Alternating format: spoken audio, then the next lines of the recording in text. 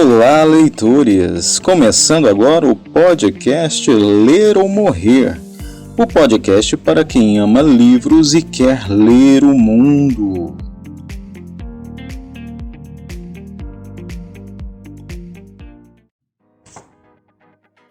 Recados à comunidade de leitores Ler ou Morrer.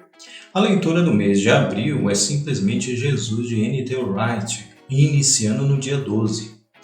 O livro pode ser adquirido na Livraria Antioquia pelo telefone 62 3229 0566, que também é o WhatsApp da livraria.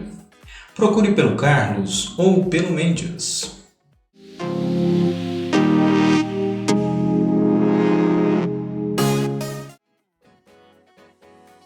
Você pode também adquirir o livro pelo link da Amazon do grupo Ler ou Morrer.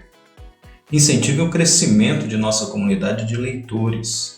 Compartilhe, divulgue o nosso canal. Participe do nosso WhatsApp. Nos procure pelo Instagram Ler ou Morrer e peça para participar do nosso grupo.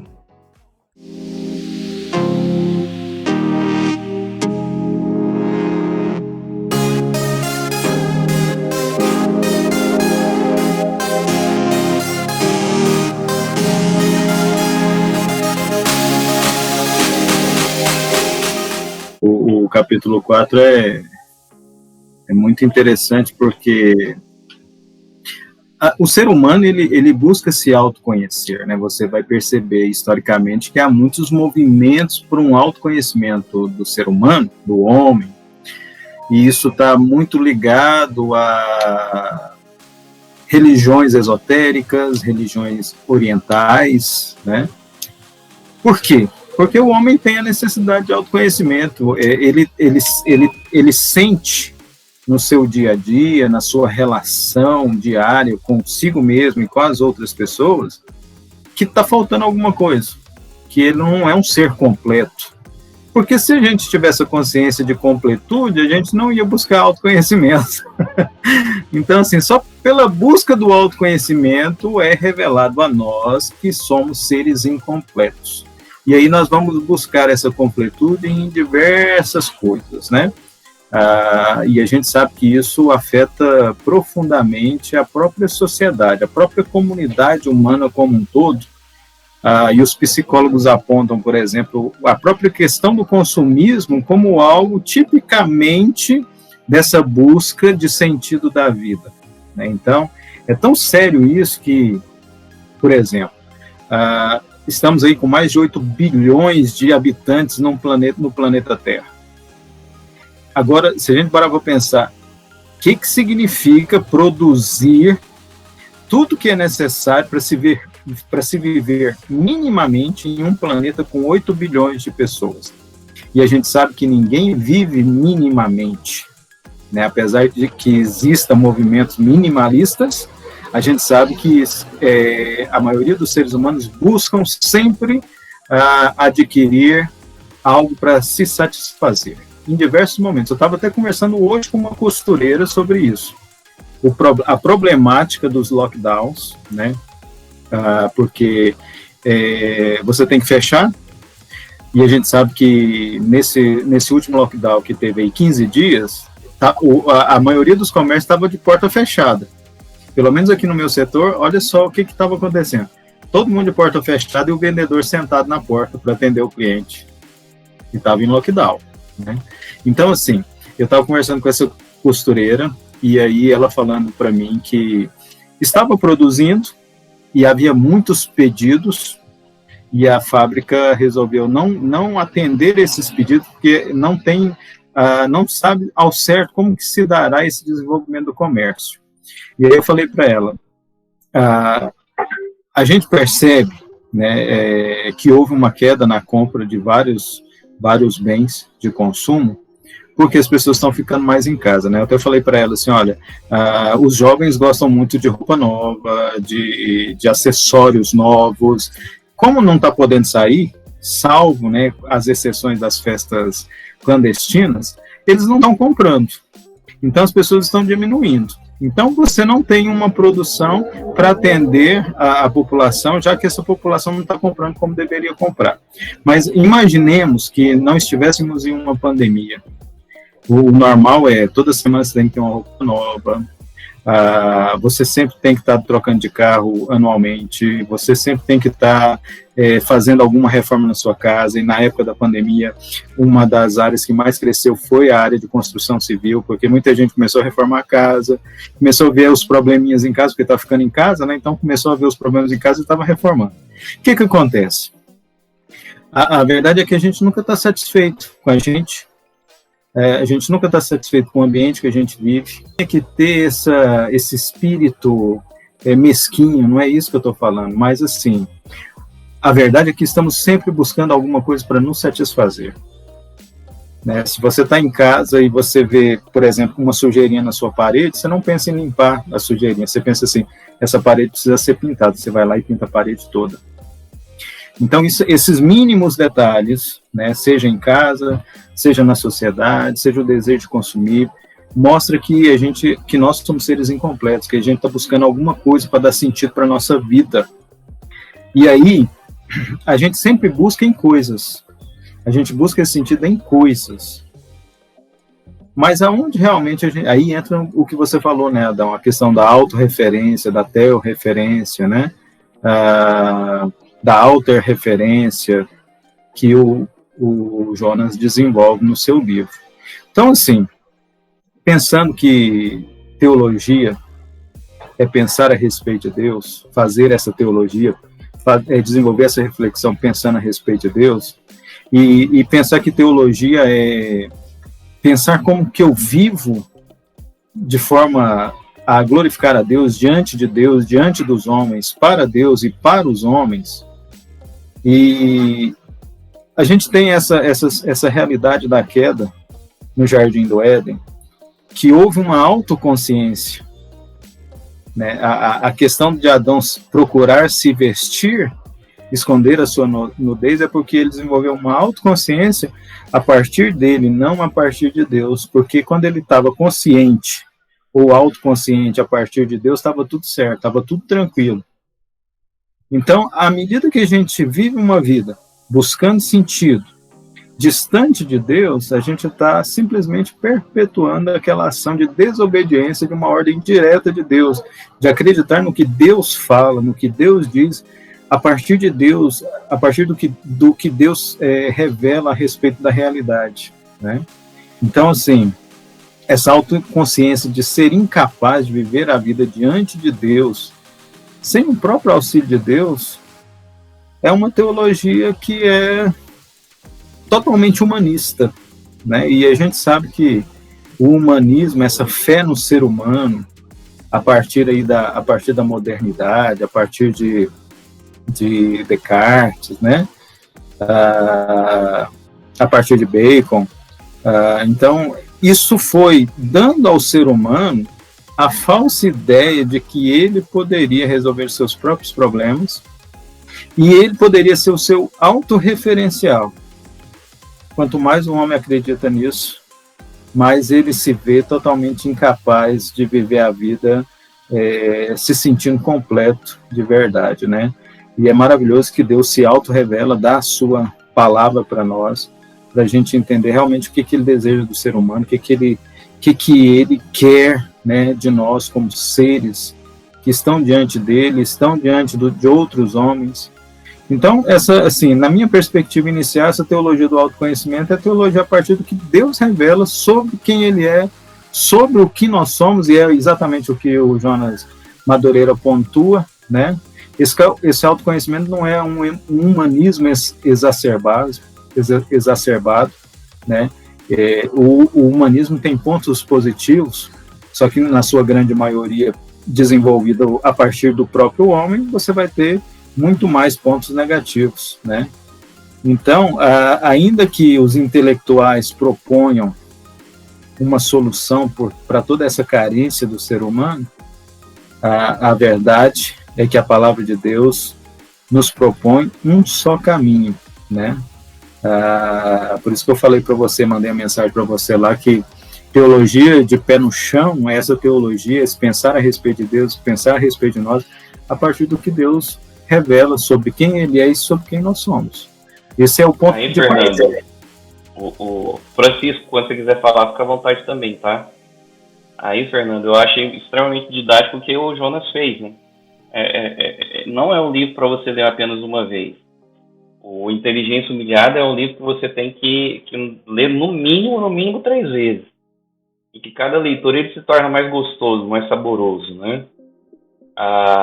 E ele foi muito feliz quando ele começa nessa evolução, falando, olha, muitas vezes você busca essa referência nos outros, quando você se frustra, você começa a buscar essa referência em si mesmo, mas aí você começa a perceber, você muitas vezes tem dificuldade de perceber que esse você mesmo já é um você mesmo que foi moldado pelos outros que te frustraram, e isso vai se voltar contra você e vai te frustrar novamente. E somente existe alguém que te conhece de maneira perfeita, de maneira total, e esse alguém que te conhece de maneira perfeita, de maneira total, foi o seu Criador, foi Deus. E quando você percebe que não é nos outros, não é nas outras criaturas, não é no padrão dos outros, não é no padrão das outras criaturas, e não é no seu padrão corrompido que você tem que ter referência, mas você tem que ter referência em Deus, no Criador, naquele que é perfeito, que fez todas as coisas, aí tudo fica muito mais simples. E é interessante como que ele coloca algo que é fundamental, quando ele fala de Gênesis, que Deus soprou a vida e o homem se tornou alma. O que ele faz ali, quebrando um paradigma muito bem assentado em muitos cristãos, de que é aquela coisa bem divididinha, né? Corpo e espírito, ou corpo, alma e espírito. Na verdade, aquilo ali só mascara o fato de que o homem ele é inteiro, que ele é integral, de que ele é alma, que ele é corpo, e que tudo isso faz o homem ser o homem. E a exegese que ele faz desse texto, especificamente de Gênesis, quando Deus sopra a vida e o homem se torna alma vivente, é maravilhoso, porque ali ele mostra que o homem não apenas tem necessidade, mas que o homem é necessidade. O homem não tem apenas desejos, mas além de ter necessidade, ele é necessidade, além de ter desejos, ele é desejo. E aí vem aquilo que você salientou, professor Fernando. Somente através dessa teorreferência, dessa referência em Deus, quando você descobre que Deus é a referência de fato que você tem que perseguir, que você tem que buscar, você vai entender que você é uma necessidade. E essa necessidade qual é? Necessidade de conhecer a Deus. E esse desejo qual é? Desejo de conhecer a Deus. Isso foi fantástico. Foi a forma como ele desenvolveu o contexto, o contexto e a ideia do contexto. Foi maravilhoso mesmo. Lá na frente, quando ele fala sobre o fato de que as traduções mascaram, de certa forma, todo o significado do termo vida, do termo alma, e ele faz uma exegese de Mateus dizendo, olha, vida ali não é simplesmente a vida no sentido de alguém que está andando, que está se movimentando, que ainda tem respiração, que ainda tem alguém que tem, se fosse nos padrões de hoje, né, Fernando? É alguém que ainda não passou por morte cerebral. Muitas vezes a gente fala que o cara está vivo até que tem a morte cerebral. Mas ali ele fala que o conceito é muito mais amplo. O conceito, na verdade, quando se fala que o homem precisa valorizar essa vida mais do que o alimento e do que as roupas, na verdade é valorizar o fato de ser um desejo e uma necessidade mais do que qualquer necessidade humana. É valorizar essa necessidade de Deus, é valorizar esse desejo de Deus mais do que qualquer outra coisa. Na verdade, ele começa a mexer com alguns conceitos que a gente ouve desde quando você começa a frequentar a igreja, que faz a gente e abala as estruturas. Aí você tem que começar a pensar, poxa, eu não tenho simplesmente que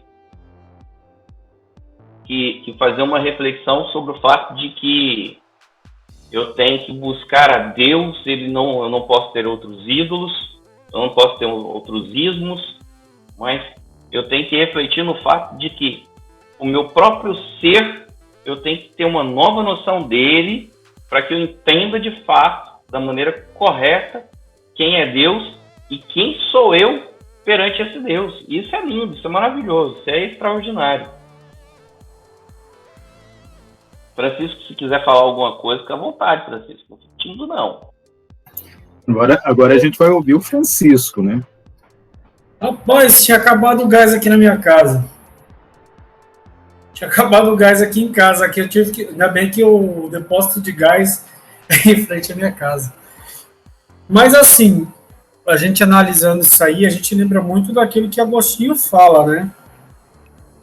A maioria dos teólogos patrísticos, eles subentendiam que a questão de você ser salvo não era praticamente você olhar para dentro de si, como às vezes a gente ouviu algumas músicas, o pessoal falando, tipo querendo causar uma emoção no ouvinte.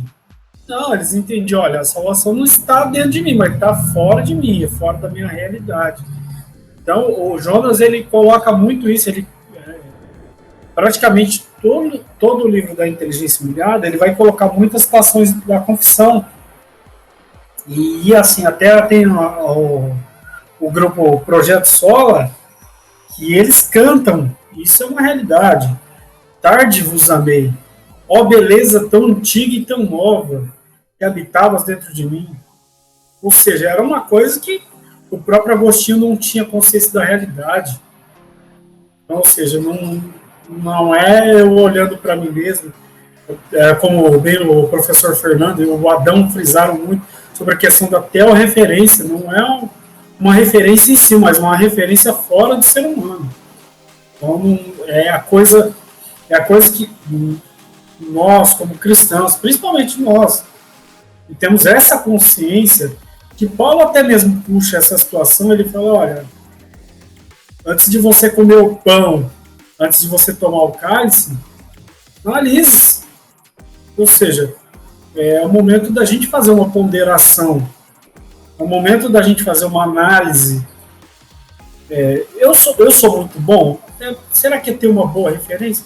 Não, na realidade, isso que ele está falando, que o Jonas está falando, é o que o próprio Calvino vai dizer no volume 1 das Institutas, que o homem ele tem que conhecer a si mesmo e conhecer a Deus. Então a gente tem que entender que quando nós olhamos para nós mesmos, a gente entende que não conseguimos fazer nada sem Deus, nada.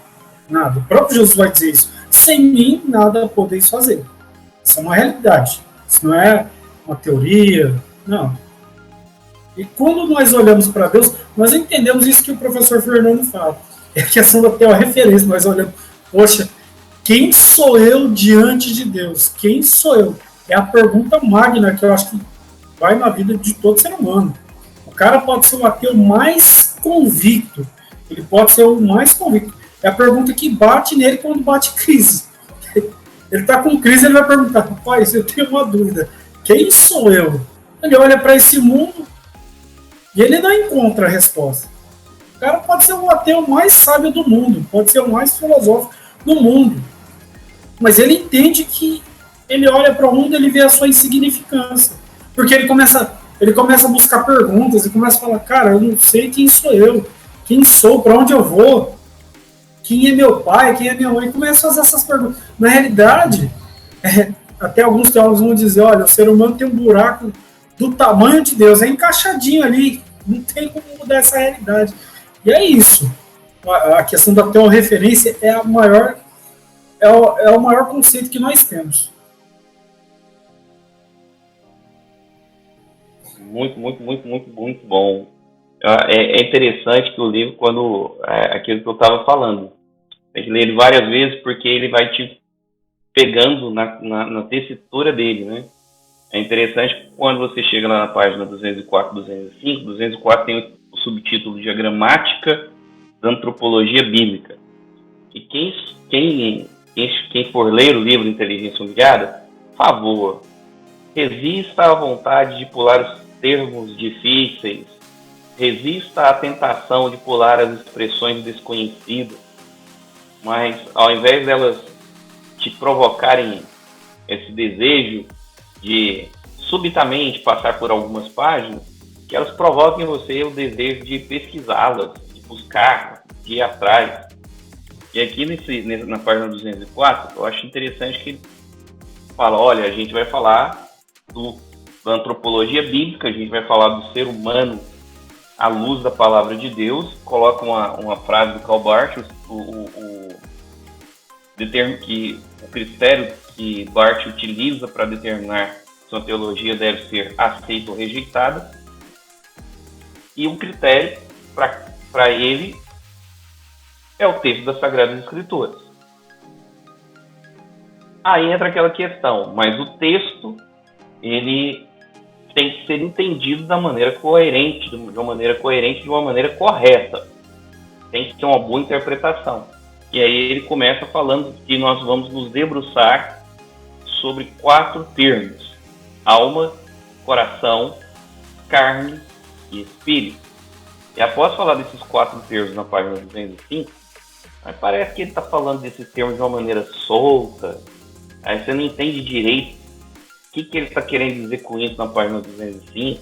Aí ele entra com um parêntese falando da história da Septuaginta, de como que tem uma série de lendas a respeito da constituição da Septuaginta, e que basicamente se tratam de lendas, e que o fato é, na tradução para o grego, uma série de palavras, assim como qualquer tradução, né? Se você vai traduzir do inglês para o português, algumas expressões elas ficarão mais coloridas, outras vão ficar mais empobrecidas. Da mesma forma, acontece hoje quando você lida com traduções. Mas o fato é, da palavra alma, ele vai lançar um subtítulo que é o homem desejante. Fantástico o que ele faz aqui a respeito desse subtítulo, mostrando como que esse termo é um termo que não deve ser simplesmente focado naquela questão. Olha, o homem é dividido em corpo, alma e espírito, mas na verdade você tem que olhar a integralidade. Quando ele fala sobre garganta, né?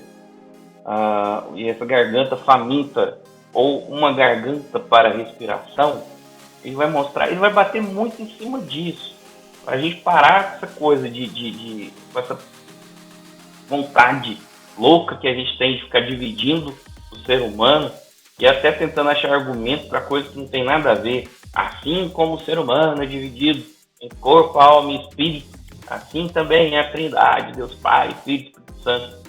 Jesus amado, não tem muito sentido esse tipo de comparação, né? E aí a gente percebe claramente que nessa questão da alma faminta, com que ele enfatiza a questão do ser humano como um ser que deseja, de um ser que possui essa necessidade, essa atração do ponto de vista humano, pelo que tem, pelo que não tem, e do ponto de vista sobrenatural, como o homem é uma alma, é um desejo pelo sobrenatural, um desejo por Deus. E até ele cita o Lewis, né? Ele cita de maneira extraordinária o Lewis dizendo, olha, os meus desejos naturais, eu os sacio com coisas naturais. Mas quando eu percebo um desejo por algo que não é desse mundo, isso demonstra como eu também tenho uma pátria que não é desse mundo. Como eu também possuo esse desejo, essa necessidade por aquilo que não pertence ao natural, ao material. Passo para o Fernando aí para falar desse homem desejante. Do que você falou, do que o Francisco falou aí, lembrei da fala, como ele mesmo citou, né, o Francisco citou, de Agostinho, lá no primeiro livro, né? Ele diz assim, olha, tu incitas para que sinta prazer em louvar-te, né? Ele falando que Deus incita o homem para sentir prazer em louvar a Deus. E ele fala assim, ó, fizeste-nos para ti, e inquieto está o nosso coração enquanto não repousa em ti. E aí entra nessa questão que você falou agora, Adão. Dá-me, Senhor, saber e compreender. Qual seja o primeiro? Invocar-te ou louvar-te? Conhecer-te ou invocar-te? Mas quem te invocará sem te conhecer? Por ignorá-lo, poderá invocar alguém em lugar de outro. Ou será que é melhor seres invocados para seres conhecidos? Como, porém, invocarão aquele em quem não creram? E como terão fé sem ter quem anuncie? E aí ele conclui, né? Louvarão o Senhor aqueles que o procuram. Então, assim, dentro do que você falou, Adão, e pontuado aqui no texto do Jonas, né? A gente precisa entender que temos, né, como algumas pessoas dizem, um vazio dentro de nós. Não vou ser ousado ao ponto de falar que esse vazio é do tamanho de Deus, porque Deus é infinito, né? Nós temos um vazio dentro de nós porque nós fomos criados com um propósito, né? É a questão do telos. E nós falhamos muito porque não compreendemos esse propósito. E você falou aí sobre as questões de interpretação, né? São questões que a gente sempre lidou como igreja e nós sempre iremos lidar. São pontos de suma importância para a gente continuar caminhando em direção a Jesus, é conhecer, né, as línguas originais e toda a cultura que envolve essas línguas, porque quando você traduz o texto, você precisa levar em conta como as pessoas veem o mundo.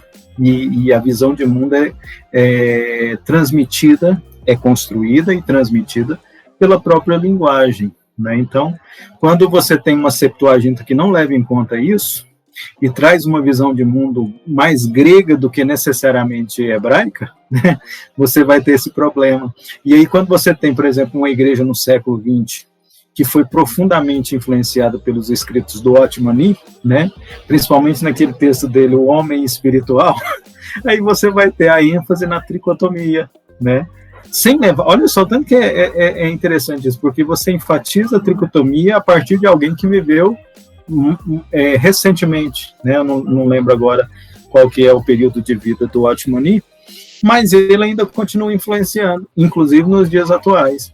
Olha só, a gente leva em conta o escrito, a perspectiva de alguém, que não é uma perspectiva de alguém dentro do contexto bíblico, né, do texto em si, escrito no idioma, e não leva em consideração o que o texto traz para nós, que é essa ideia de um homem que é um ser integral, e essa sacada do Jonas Madureira, né, se tornou alma vivente, não é alma vivente, ele se tornou, né, então a gente precisa realmente voltar para as escrituras sagradas. A gente não pode ser levado por todo e qualquer tipo de vento de doutrina, sem levar em consideração a própria história cristã, porque ela nasce dentro de um contexto muito específico, que é o contexto judaico, né? Uma coisa que a gente precisa sempre pensar, olha, Deus, na sua soberania, escolheu se autorrevelar por meio de um povo, isto é, por meio de uma cultura específica, por meio de uma linguagem específica. Então, tudo que é palavra de Deus transmitida a esse povo, por meio da língua desse povo, é a autorrevelação de Deus, e é isso que a gente precisa buscar, né? Então, a gente falha muito nessa questão. E como se autoconhecer se não levar em conta essas questões? Um retorno às escrituras na sua língua original e na sua cultura, né? Não que a gente queira, né? Como a gente... Olha só, a gente vive em extremos.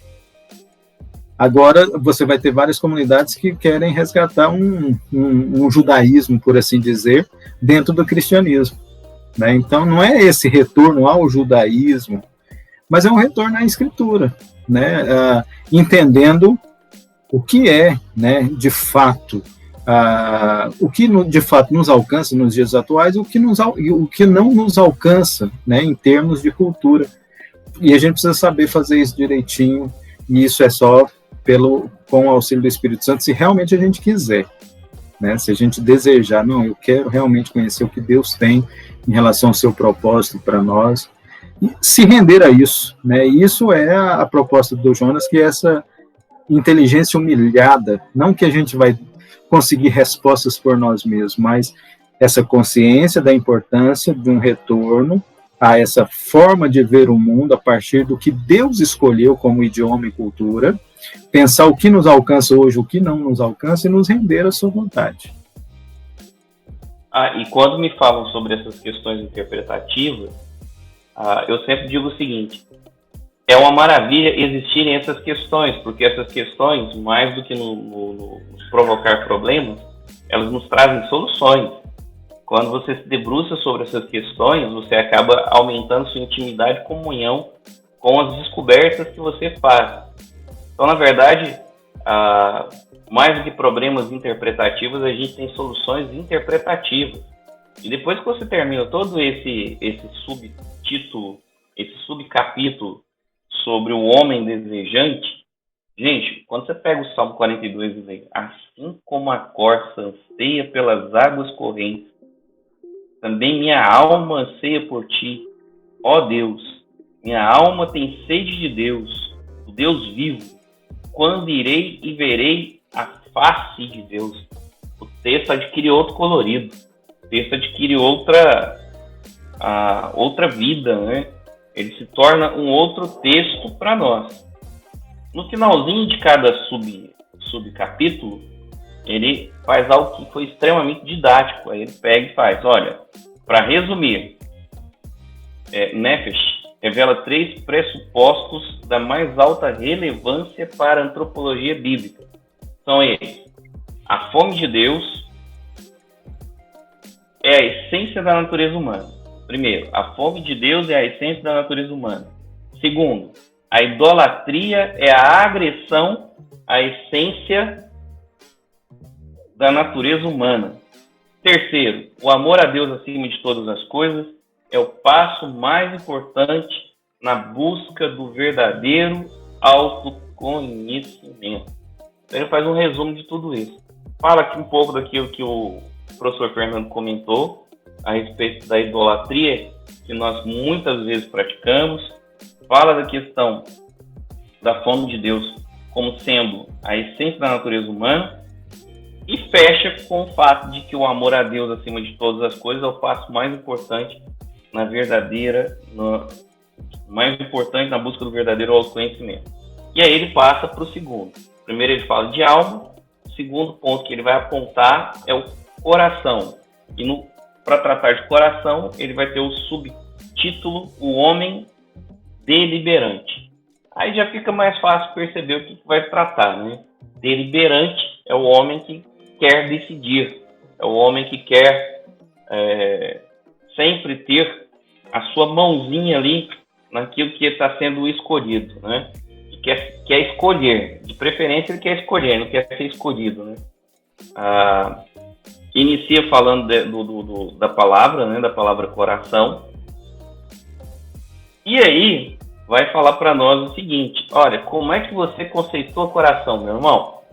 Como é que você conceitua coração? Será que o seu conceito, ele de fato é um conceito que encontra respaldo nas escrituras?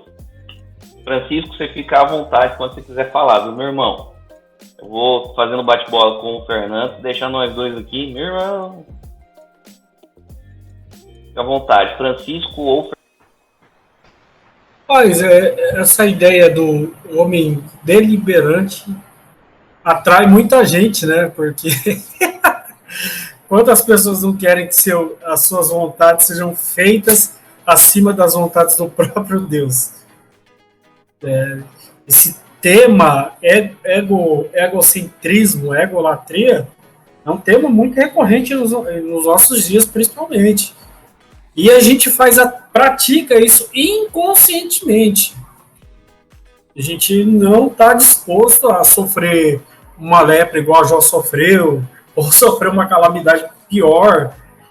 A gente, não, Deus, olha, eis o teu servo, Senhor, nossa, eu estou aqui disposto, faz de mim o que o Senhor quiser, eu sou o seu vaso. Aí, de repente, Deus começa a fazer certas coisas que o camarada não estava esperando. Deus, quanta desgraça, o inimigo se levantou. Ai, meu filho, você não queria que eu fizesse com você aquilo que eu quisesse? Então, a gente... o Jonas, ele trabalha essa análise, eu acho que é legal isso que ele fala, que é da língua hebraica, né? Falar do coração, algumas pessoas acho que tem essa noção desse romantismo. Deus, nossa, Deus falou o meu coração, nossa, e isso, cara, é como se tivessem romantizando a ideia de Deus, como se Deus fosse um cavalheiresco. Uau, meu servo, você me impressiona com a sua oratória, você me impressiona com o seu intelecto. Não é nada disso. Deus não se impressiona com nada daquilo que nós fazemos, muito pelo contrário. Ele continua sendo soberano, ele continua sendo Senhor, que o próprio Fernando falou, ele continua sendo Deus. Isso não vai mudar. A oração... Pegando o gancho no que você está falando, Francisco, na verdade fica aquela coisa. Deus, ele fala ao seu coração, mas depois que a gente percebe o que se trata esse coração deliberante, e daí? Pode ter falado, mas se o seu coração ele não estiver disposto a decidir em prol daquilo que está sendo falado, pode falar mesmo. Tem até aquela tônica do próprio Calvino que ele vai dizer: eis aqui o meu coração pronto, sincero, entrego a ti. É o maior fato. Não adianta a gente romantizar, a gente vê uma coisa que às vezes a gente fica muito assim, observando as coisas, é questão de músicas, umas músicas que tentam romantizar essa ideia. Espírito Santo, és bem-vindo aqui. Bem-vindo, Espírito Santo, seja bem-vindo aqui. Peraí, se eu sou o templo do Espírito Santo, se ele habita em mim, como é que ele é bem-vindo aqui? Cara, é uma inversão muito grande. Eu estou tentando abrir a porta para aquele que é soberano, aquele que é dono da minha vida, aquele que é meu possuidor. Então, essa tônica do homem deliberante é uma tônica que mexe com todos nós. Desde a criança até o adulto, aquele que tem os cabelos brancos, grisalhos. E a gente vê isso constantemente nas nossas orações. A gente fica sempre pedindo para que Deus faça a nossa vontade. Sendo que a oração do Pai Nosso é a oração modelo. Seja feita a tua vontade. É a oração modelo. Na verdade, pegando essa tônica pegando o gancho do que o Francisco comentou, e aí é aquela coisa, o que eu desejo muitas vezes não tem nada a ver com aquilo que Deus está falando, que ele quer para nós.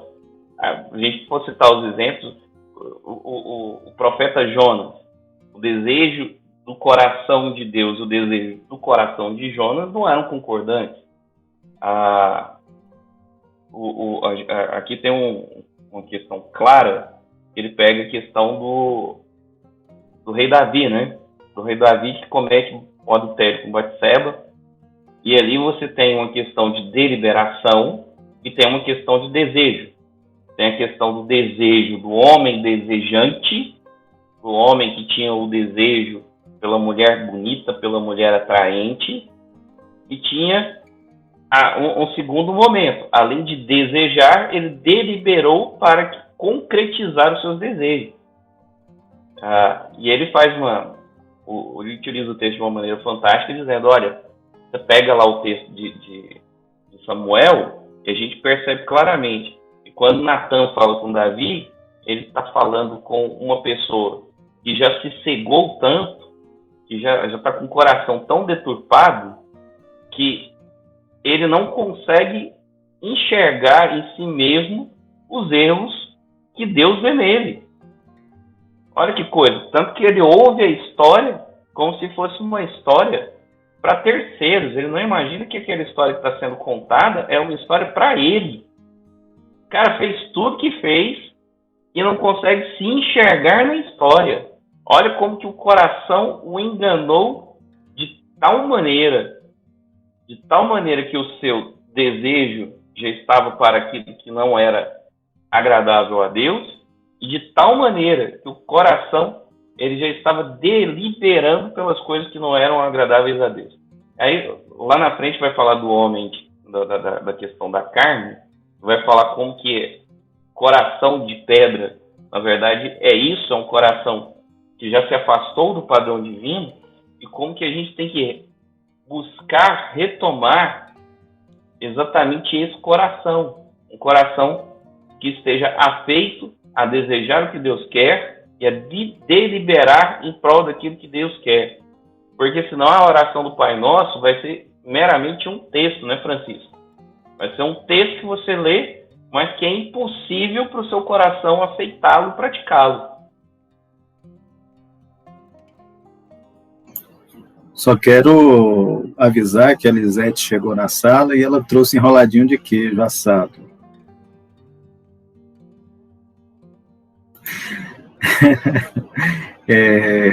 Dentro do que você falou, Adão, e do que o Francisco falou, né, essa questão do coração, como a gente precisa de uma eclesiologia sadia, porque você vai ver vários irmãos falando assim, eu estou sentindo no coração, né?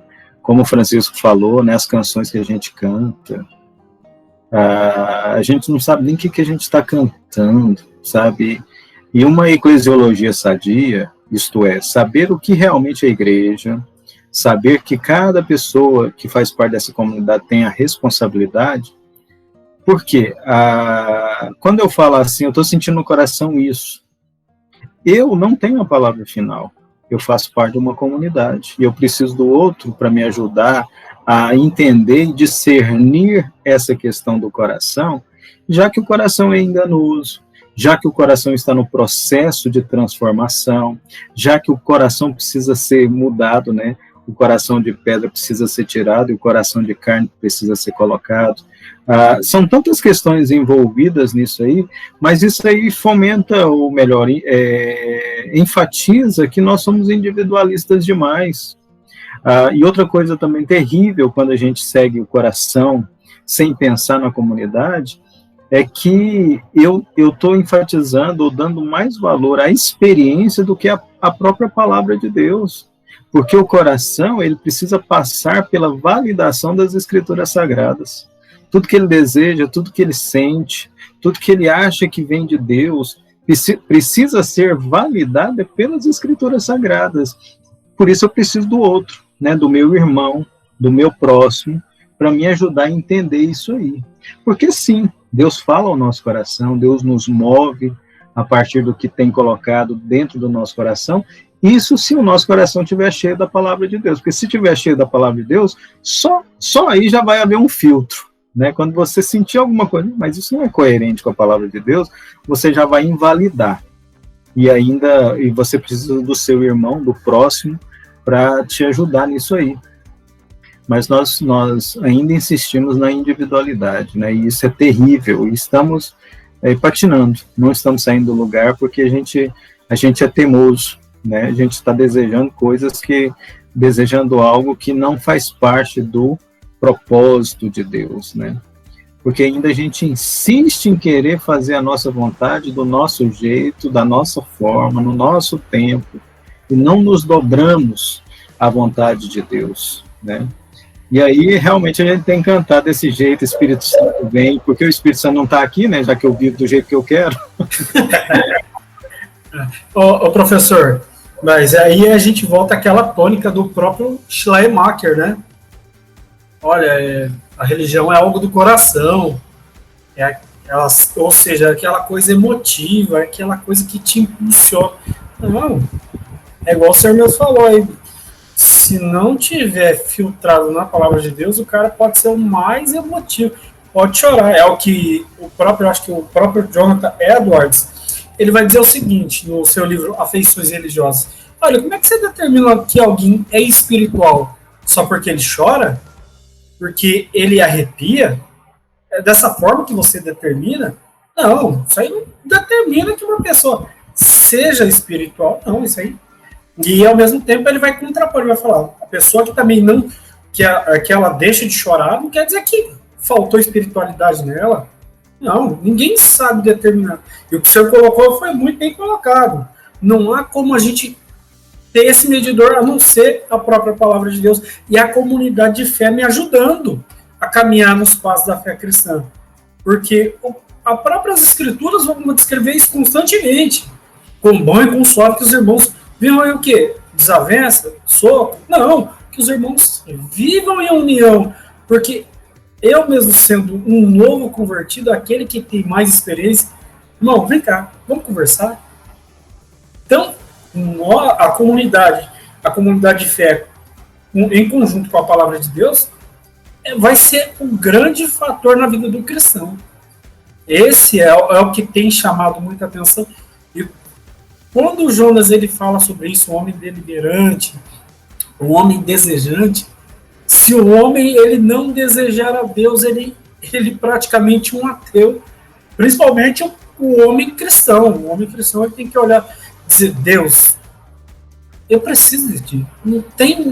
É como disse Pedro diante do próprio Cristo, Senhor, para onde iremos se só tu tens as palavras de vida eterna?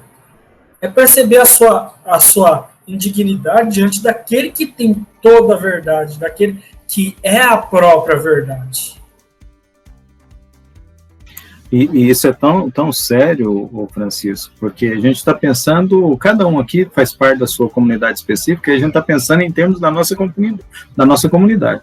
Mas tem muitos e muitos outros irmãos que têm essa percepção e estão nas suas próprias comunidades, e essas comunidades, a maioria das vezes, não representam de fato a comunidade de Jesus.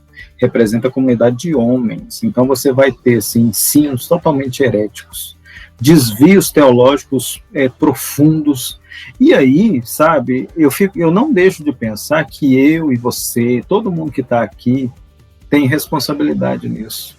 Né? Nós temos responsabilidade na nossa própria comunidade, mas a nossa comunidade é uma parcela da comunidade universal de Jesus.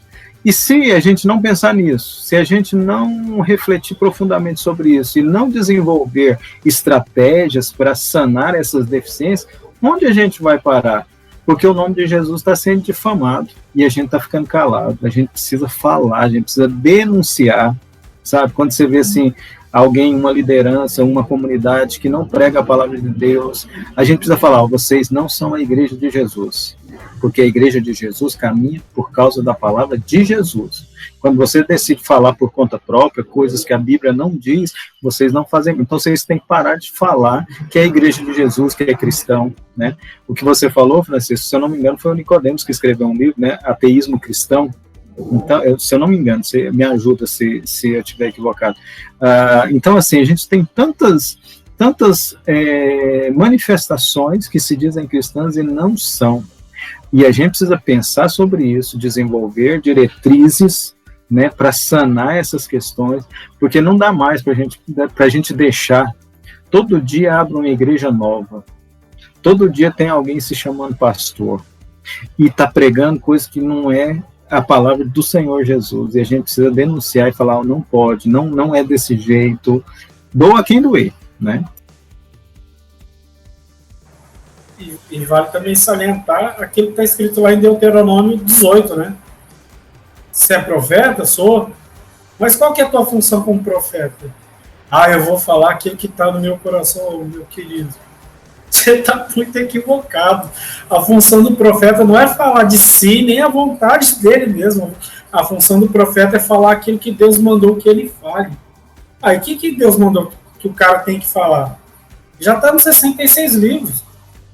Ah, mas eu tenho uma revelação nova, uma revelação especial. Rapaz, você tem mesmo. Então, quer dizer que Deus ele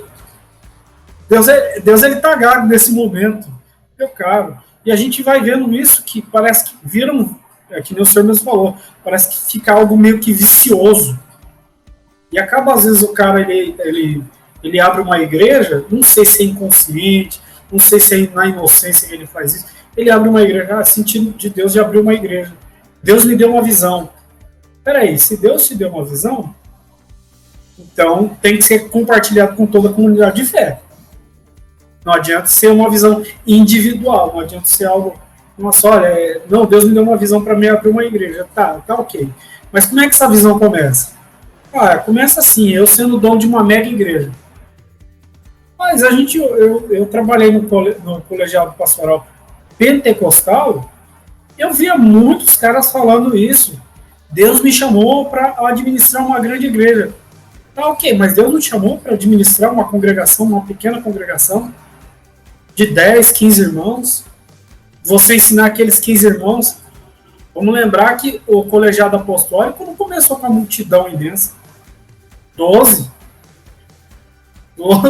E 12 ali a gente vê que tinha problema. Pedro, Judas, Tomé, os demais fugiram. Então assim, a gente ouve muito esses falando que Deus me chamou para algo particular, para abrir uma igreja. A gente vê que é algo que chega a ser assustador. Adão, perdão, viu, cara? Você ia falar, acabei tomando sua vez, tá vendo? Você me deu a oportunidade para falar, é que tá. Não, pode falar à vontade. Todo mundo que quiser falar pode tirar o microfone do mudo e pode falar a hora que quiser, que não tem essa questão, essa formalidade, não. Eu acho que agora as mulheres têm que falar, entendeu? Lisete, você... Vamos deixar as duas situadas. Finalizando esse tema do homem desejante, do homem deliberante, é interessante que quando ele inicia esse subcapítulo do homem deliberante, ele coloca duas visões, uma visão do coração como consciência e uma visão do coração como algo mais ligado à questão sentimental e emocional.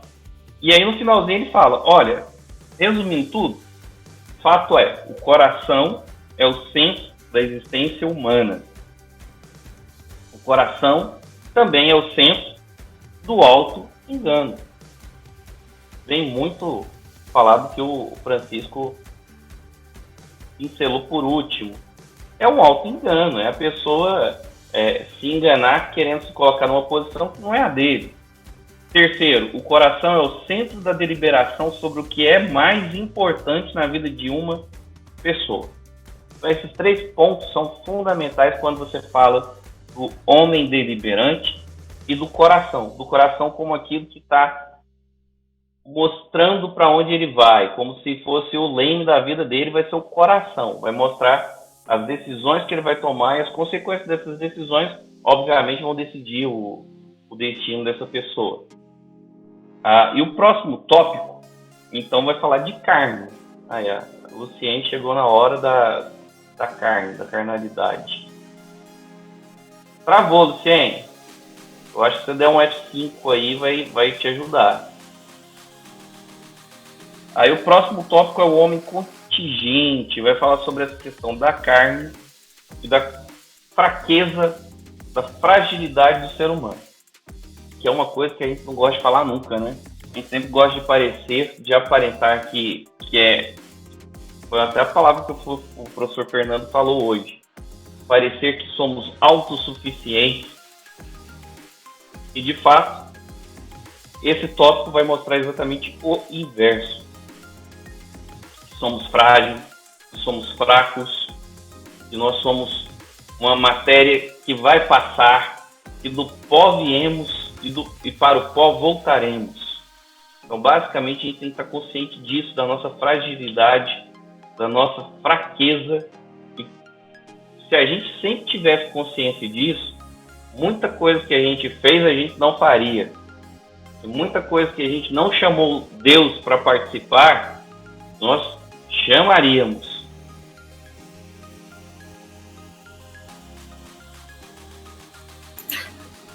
As mulheres vão falar. Lisete, Luciene travou de vez, né? Só vou pontuar alguma coisa antes da Lisete falar. Se prepara aí, Lisete. Essa fraqueza do ser humano, né? Olha só. O ser humano sabe que é frágil. Né? É só você ouvir notícias na televisão. Você pode ir no hospital, você pode ir num posto de saúde, você vai ver a fragilidade do ser humano, né? É só você ver um homem gripado que você vai ver toda a fragilidade do ser humano sendo expressa, como dizem as mulheres, né? Mas, olha só, o homem independente, ou entre aspas, em busca da sua independência, o que ele está buscando? Porque ele sabe que é frágil, ele está buscando ser eterno. Então ele tenta desenvolver várias e várias técnicas da medicina para estender os seus anos. Porque ele sempre, a parte de Deus, ele sempre vai buscar ser Deus. Porque foi exatamente esse desejo no Éden. Se eu me alimentar daquele fruto, eu conhecerei como Deus conhece. Então, a maior fragilidade do ser humano é essa busca de independência à parte do seu próprio Criador. E a todo momento a gente vai perceber isso nas mínimas ações, né? Quando eu falei sobre o ateísmo cristão, algo que nós, como cristãos piedosos, né, precisamos buscar essa piedade bíblica, a gente precisa sempre estar consciente. Será que essa minha ação está sendo realizada da parte de Deus? Será que isso não é um movimento da minha carne em busca de eternidade sem Deus? Né? Quando a gente decide por conta própria, em outras palavras, a gente está dizendo assim, a vontade de Deus não é importante para mim. E isso é terrível, né? Já que agora nós somos seguidores de Jesus e vivemos para Jesus.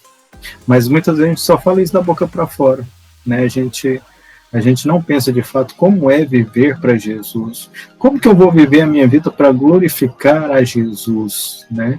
Como eu vou ser escravo dele, né? Porque essa questão da carne, é importante a gente pensar sobre ser escravo de Jesus. Quando a gente vive na carne, a gente vive a partir dos nossos próprios desejos, a partir da nossa própria vontade, mas quando a gente tem a consciência de que somos escravos de Jesus, o que importa mesmo é servir a Jesus e viver para Jesus. Não satisfazer os nossos próprios desejos, mas conhecer os desejos de Jesus para satisfazer a vontade de Jesus, né?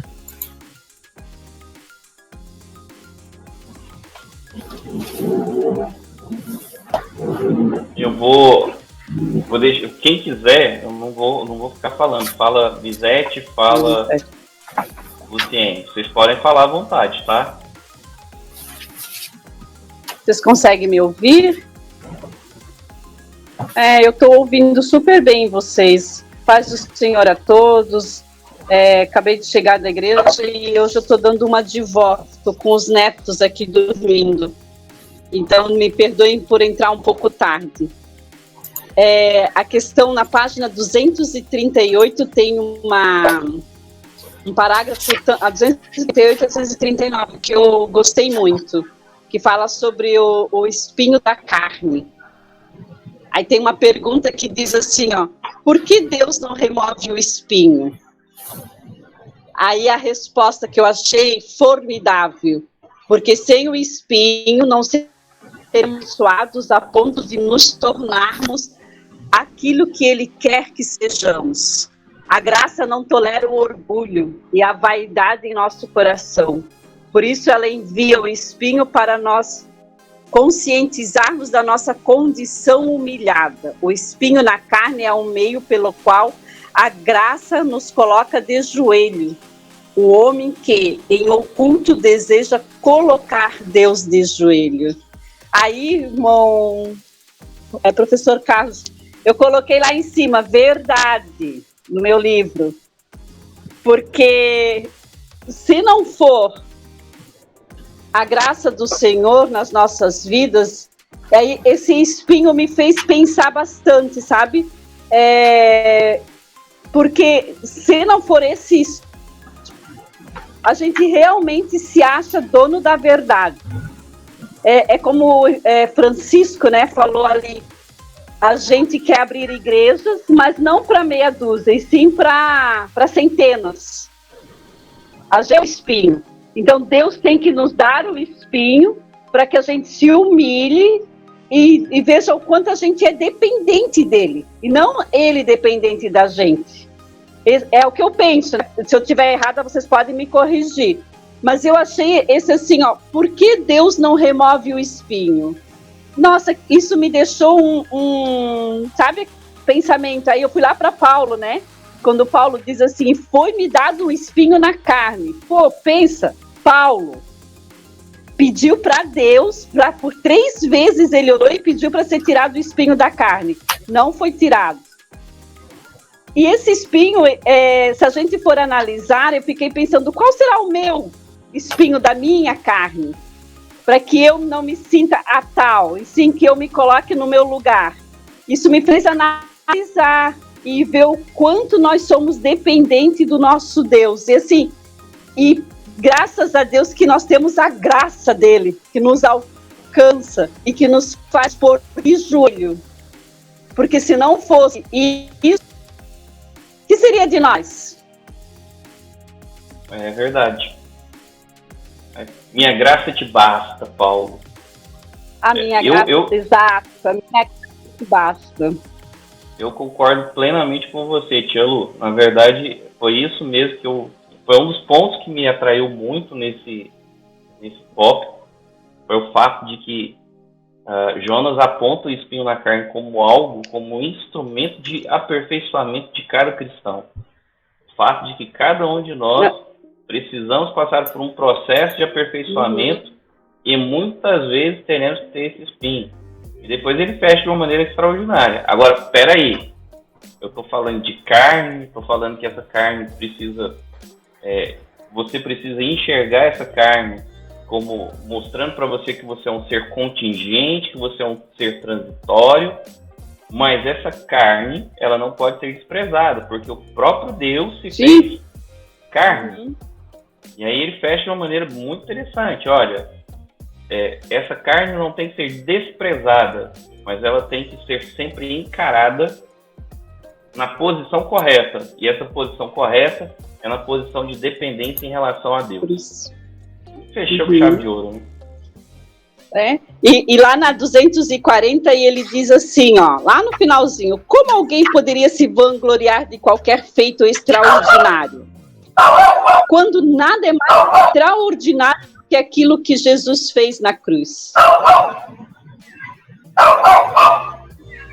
Dá para falar mais alguma coisa depois disso? Deveríamos sempre orar, né? Aí, Pai, eu quero ficar o mais perto possível da cruz, pois é mais difícil ser arrogante quando estou lá. Nossa, eu botei isso no contato, porque, assim, quando estamos perto da cruz, renegamos a nossa carne. Quando estamos perto de Cristo, a graça nos basta. Não existe mais nada extraordinário do que isso.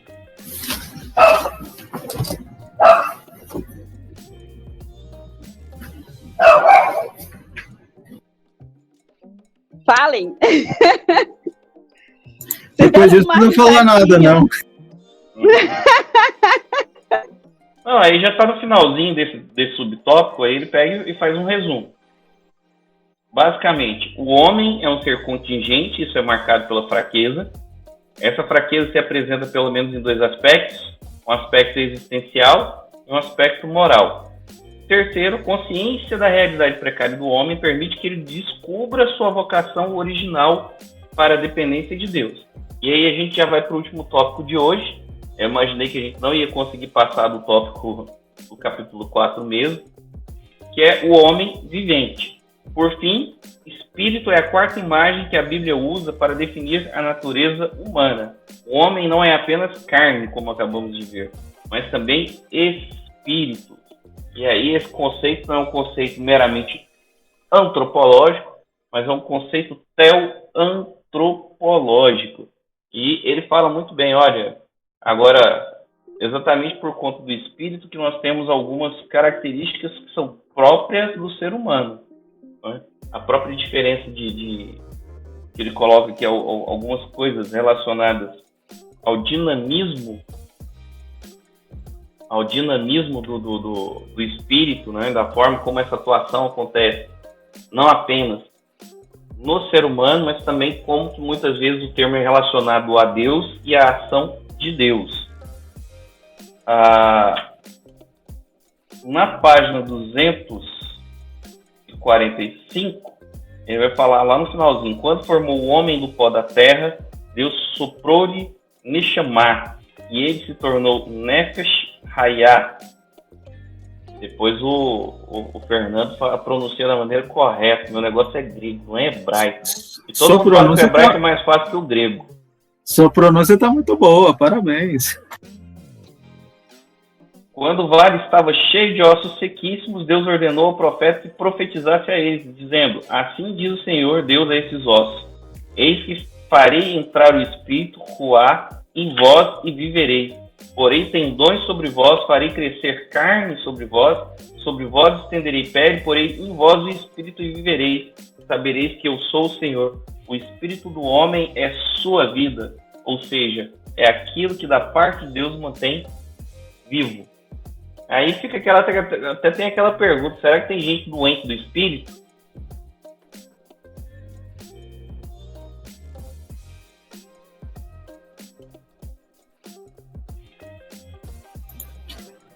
A doença do espírito é o espírito morto, né?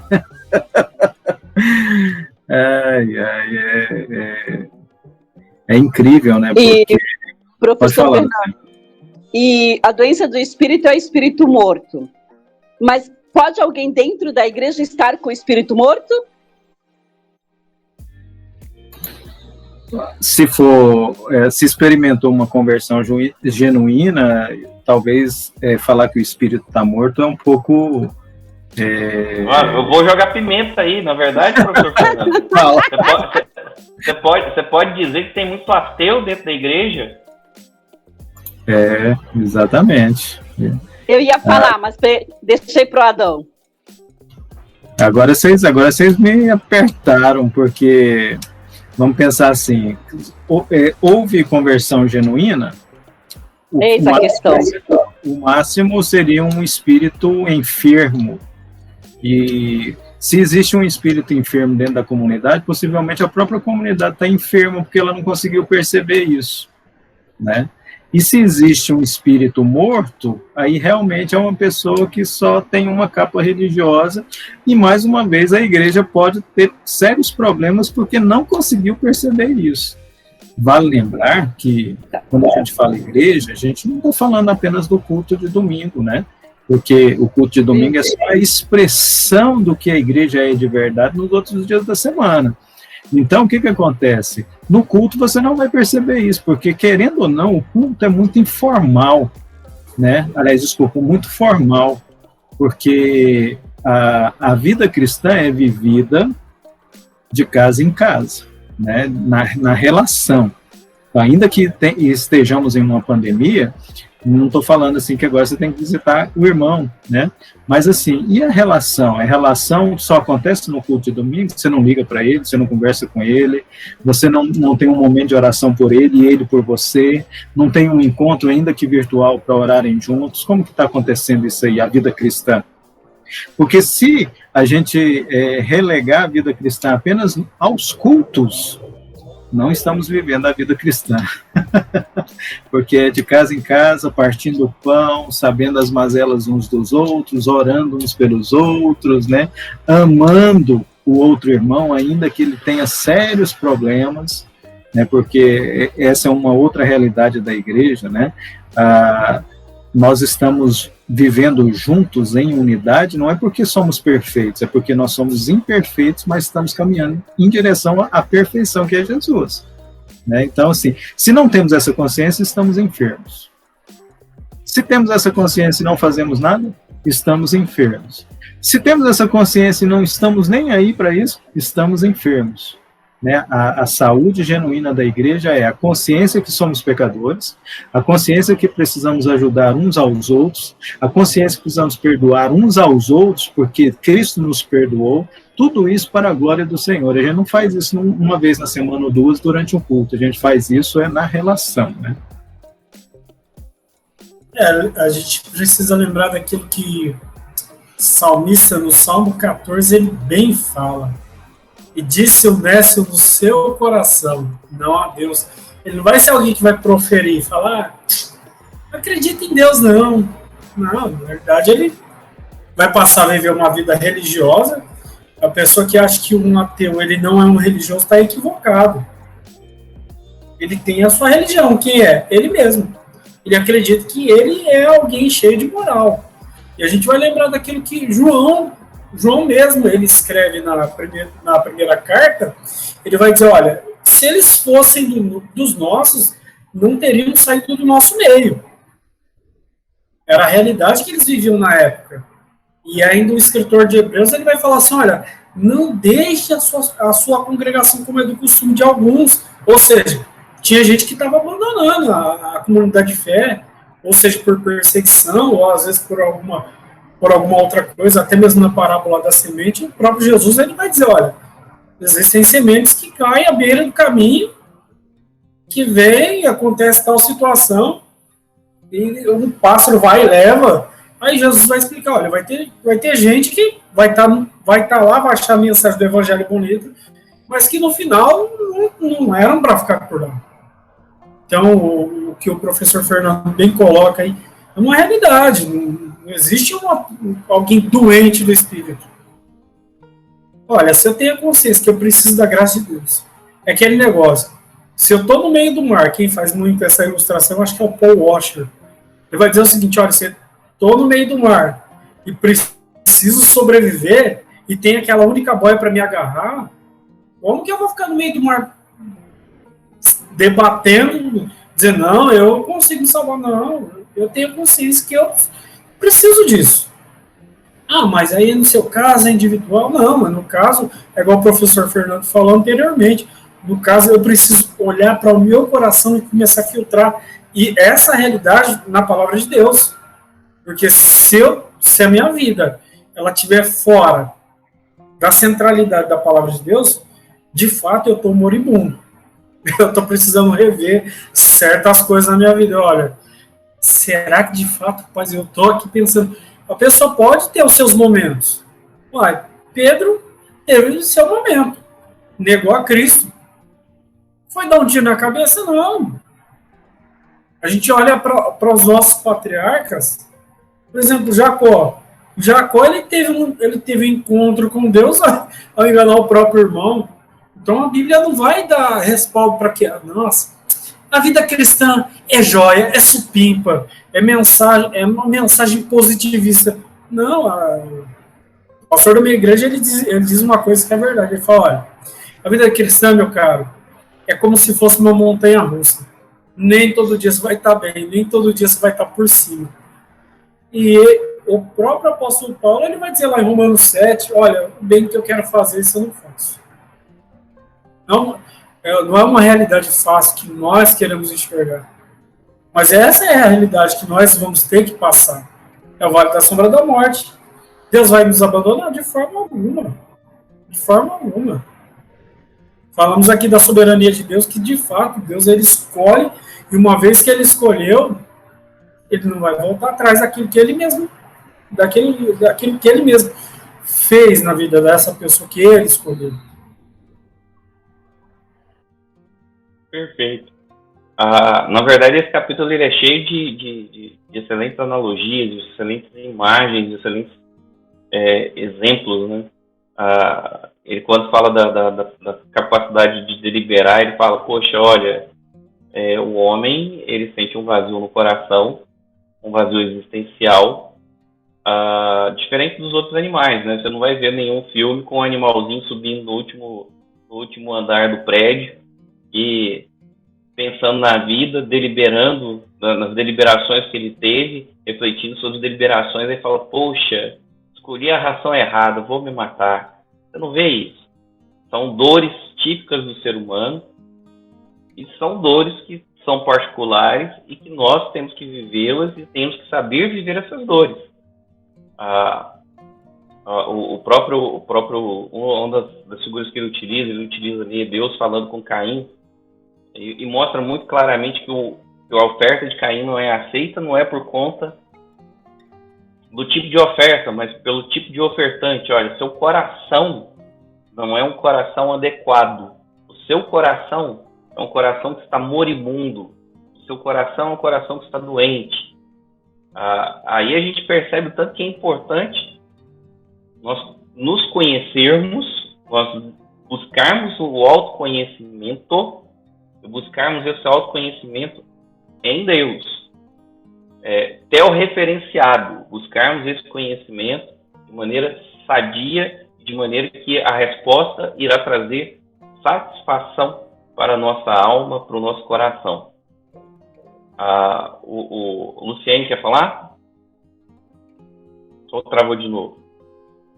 Parece que está travada a Luciene, né? Ô Adão, aí a gente sempre volta naquela tônica, né, que o pessoal que ele foi falar, o que importa é o espírito. Essa é a teologia medievalista, né, daquele século XVI, século XIV, daquela época. Olha, o que importa é o seu espírito. Isso é uma teologia católica, bem fortificada, e fica uma coisa estranha. Peraí, Deus só importa com o seu espírito, Deus não importa com o que você faz com o seu corpo. E isso que você falou, chegou. A gente lembra até aqueles pessoal que é viciado em animal, que chega a falar, eu sou pai de pet. Meu cara, não fale isso. Não fale isso. Você está se igualando ao animal. Não fale isso. Você foi feito imagem e semelhança de Deus. Você é rei sobre a criação. Você é o gerente da criação. Eu não tenho nada contra a pessoa ter animal, é bonito a relação. Mas quando eu me coloco nesse parâmetro, olha, eu sou pai do fulano. Não, você é pai de um ser humano gera ser humano. Deus fez cada coisa no seu devido lugar. E a gente vai vendo que, às vezes, os cristãos hoje estão falando, não, eu não tenho ideia mais de ter filho. Eu não tenho mais a ideia de ter uma ideia muito secularizada. Não, eu não consigo mais conceber. Nossa, não quero ter filho. Aí a Bíblia vai dizer o seguinte, os filhos são a herança do Senhor. E aí, meu cara? Perfeito, essa analogia, perfeito. Quando eu comentei sobre o animal, você desenvolveu ela de uma maneira extraordinária. Porque, desenvolvendo um pouquinho a sua ideia, o animal, aí a pessoa vira e fala assim, poxa, mas tá vendo como que o cachorro ama o seu dono? Maravilha, ele tem aquele instinto para com o dono, mas olha só o tanto que é diferente. No caso nosso, eu tenho que decidir amar. É muito mais difícil, é muito mais complicado, é muito mais profundo e muitas vezes muito mais doloroso. Em geral, é muito mais doloroso. Porque, basicamente, você tem que passar por todo um processo de escolhas, processo de renúncias, processo de entregas, processo, muitas vezes, de ganhos e perdas, nesse desenvolvimento de relacionamento entre pessoas em prol do amor. Em relação ao animal, é muito mais simples, é muito muito menos ligado a esses processos que são tão caros e dolorosos como é no caso de nós humanos, né? E tem outra questão, né? Você pode decidir também não gostar. Você vira e fala, meu espírito não bateu com o espírito do professor Fernando Maia, eu quero distância. Deixa eu pular a fila aqui na frente da Luciene. Luciene, já você fala, mas eu quero aproveitar o que o Francisco falou e o que o Adão falou, né? Olha só o tanto que é sério isso. O Francisco contou exatamente uma problemática que está aí diante dos nossos olhos, nas nossas comunidades, que é a questão do secularismo. Veja bem, um dos mandamentos primeiros de Deus em relação à humanidade é crescer e multiplicar. Então, existe um propósito nisso aí. Então, nós, como cristãos, como famílias, como homens e mulheres cristãos, precisamos levar em consideração que o casamento, a criação de filhos são mandamentos divinos. Então, quando um casal cristão opta por não ter filhos, e sim pets, né?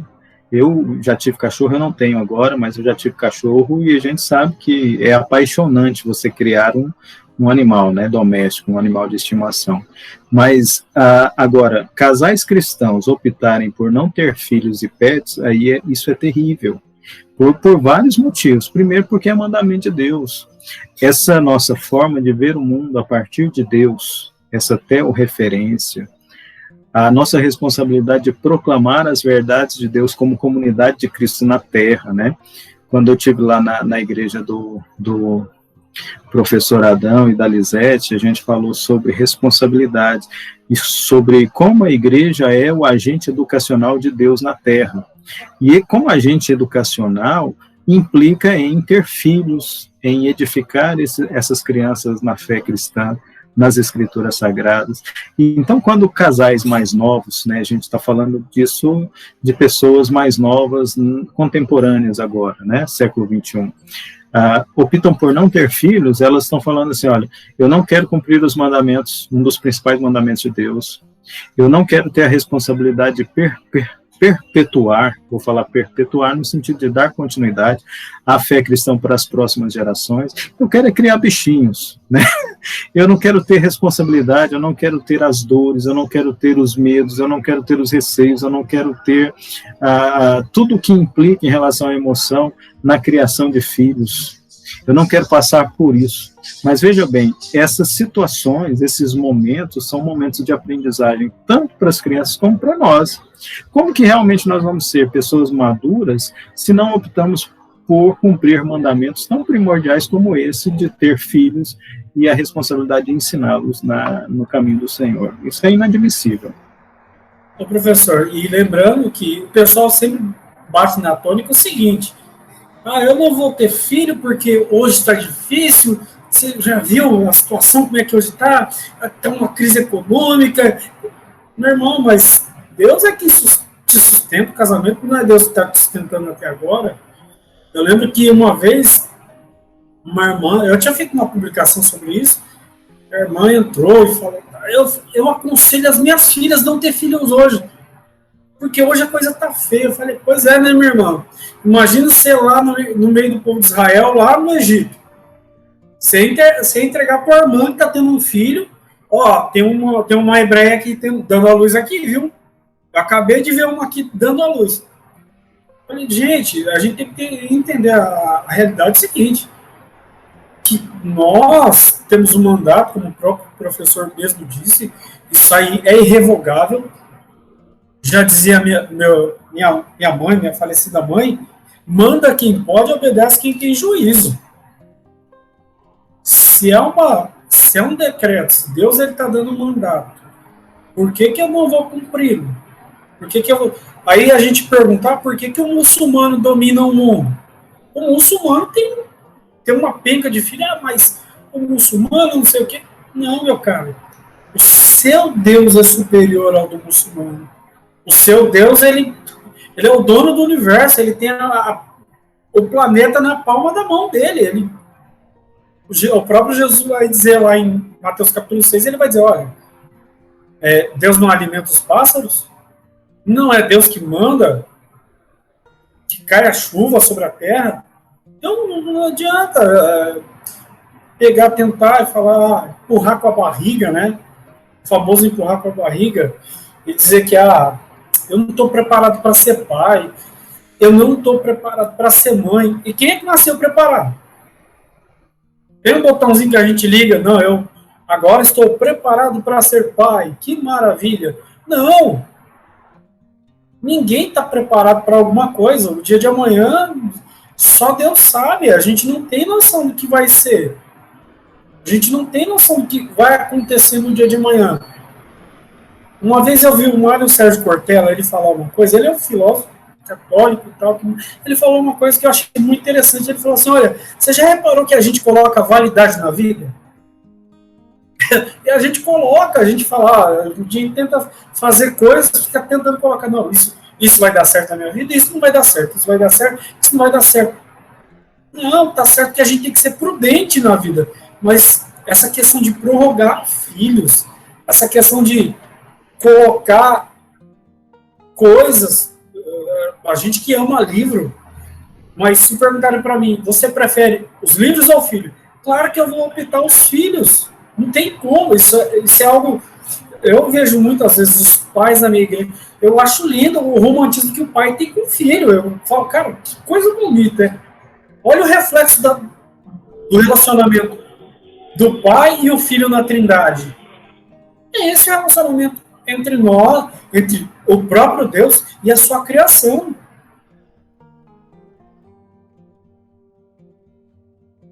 Perfeito. Perfeito. Basicamente é muito... na verdade, eu não falo em nenhum momento que é fácil criar pet. Não é fácil. Eu também já tive uma paixão enorme por cães. Não é fácil, mas o fato é, relacionamento com o cão e o relacionamento com irmãos, vou nem falar, viu, irmãos, para não escandalizar, mas às vezes é mais fácil o relacionamento com o cão. Luz, quer falar? Abre o microfone. Abri. Como mulher, tá? Vou dar minha opinião como mulher. Primeiro, amo cachorro. Se é errado, se não é, amo cachorro, tenho o meu aqui pequenininho, não abro mão ninguém dele. Falou que é errado, não. Pode parar, a gente não falou. Agora, se você ama mais o cachorro do que o cheiro e os seus filhos, aí tá errado. Quem tá falando agora sou eu. Outra, eu acho que a gente não pode dizer assim, eu amo ser mãe. Hoje, vendo meu esposo carregando a minha neta para a igreja, eu disse, tá vendo, Cheiro, tu ainda leva jeito. Vou fazer 52 anos, e se eu pudesse ter um filho, agora eu ainda teria. Mas a gente tem que pensar nas condições que a gente vive, sabe? A gente não pode simplesmente dizer assim, vamos procriar. Não é por aí. A gente também sabe que não é... Tem mulheres aí, eu vi um caso hoje aqui no jornal, que a mulher tinha 6 crianças, não tinha uma escadinha, não tinha o que colocar em cima de uma mesa. Então, tudo isso eu acho que é uma coisa a se pensar, entendeu? A gente tem que fazer planejamentos, não é simplesmente vamos fazer filho e pronto. Ou trocar o filho pelo animal, porque o animal também custa caro. Porque se você quer ter um animal e cuidar e zelar por ele, também custa dinheiro e caro. Eu vejo, às vezes eu tenho que levar o meu para tomar um banho, um remédio, uma coisa, e essas coisas saem caras. Então, eu acho que tudo tem que ter uma certa moderação, entendeu? Não é que eu queira dizer que a gente não pode ter mais filhos. Deve-se, eu concordo com o mandamento. Eu tenho 3 filhos homens, 4 netos. E se eu pudesse, eu teria mais um. É que o Cheiro não quer mais. Só que a gente vive numa situação, num mundo hoje, totalmente diferente. Porque a gente não vai pensar só... na criação, a gente vai pensar lá na frente, uma faculdade, a educação, tudo isso é muito caro, e a gente sabe que hoje em dia é complicado. Então, a um casal ter filhos, vamos pensar, vamos ter 1, vamos ter 2, isso eu concordo. Agora, encher a casa, vamos procriar, botar lá 5, 6 filhos, sem ter aquelas condições de manter, Eu acho que a gente já tem coisas demais neste mundo, sabe? Eu acho que nós, como os bons cristãos e bons pessoas pensantes, a gente tem que pensar nisso também. Não é só ter filhos e pronto. Tem tudo sabe? Não sei se é porque mãe pensa melhor, né? Porque mãe é que educa, mãe é que sabe o preço da roupa, mãe é que sabe o preço do colégio. Então, o pai vai ter que batalhar e correr atrás. Então, pensa, gente, ter um casal de filhos já é difícil. O Adão tá com um aí. Sabe o quanto é complicado? Pensa 2, 3, 4, 5 numa casa, aquela escadinha. Então, ter filhos é uma bênção de Deus. E a gente não pode comparar o nosso mundo hoje com o mundo da época do Antigo Testamento. Continua sendo uma bênção, mas naquela época as mulheres realmente eram feitas para ter filhos. Hoje em dia tudo isso mudou um pouco. Vocês estão me entendendo? Estou entendendo, mas aí, Luciene, pelo menos acredito eu, tanto eu, Adão e Francisco, né, nós falamos no sentido de jovens casais que optaram por não ter filhos, né? Eu entendi. É lógico que, por exemplo, alguém mais velho que já tem seus filhos, não é que agora ele tem que multiplicar, sim. Não, eu fiquei pensando continuamente, né? Antigamente mulher foi feita para ter filho. Para que foi feita mulher hoje? Qual que é o papel da mulher? Que pensa? Mas deixa eu entendi. Como funciona isso? Deixa eu colocar só uma observação aqui para as mulheres ficarem com ciúmes, tá? Meu avô teve 22 filhos. Não, minha família também teve. Minha avó teve 20. Mas nem por isso eu vou ter uma dúzia. Não, é isso mesmo, eu tô brincando, né? Mas assim, a gente tá falando no contexto de jovens casais que agora decidiram não ter filhos, decidiram ter pets. Concordo com isso. Um exemplo, uma vez eu ouvi um casal, né? Um pastor falando de um casal que estava aconselhando. O casal falou para ele assim: olha, nós optamos por não ter filhos porque a configuração da nossa casa não é compatível com crianças, tem muita coisa que quebra e criança fica correndo pela casa, então a gente decidiu não ter filhos. Cristãos. Aí é forte.